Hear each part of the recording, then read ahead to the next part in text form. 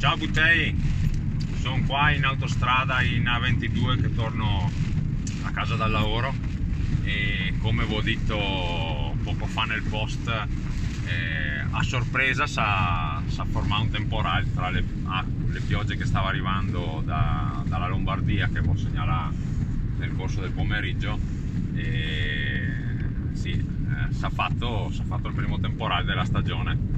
Infatti che dei bei lampi ogni tanto che te vede, e in questo momento no, però poco fa era un bel brodo, quindi un pochino a sorpresa, appunto, perché sembrava che le piogge fossero piogge per lo più deboli, ma diciamo una sorpresa gradita, perché almeno in questo momento non sta facendo particolari disastri, però le acqua che serviva, e quindi speriamo che l'arrivi anche in altre zone e che diciamo interrompa questo lungo periodo di siccità, perché con oggi eravamo a un mese esatto dall'ultima pioggia seria che era caduta sul Veronese.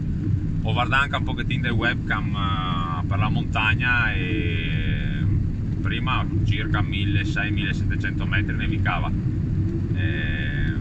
perché sul Baldo, appunto, ai fiori del Baldo l'era neve.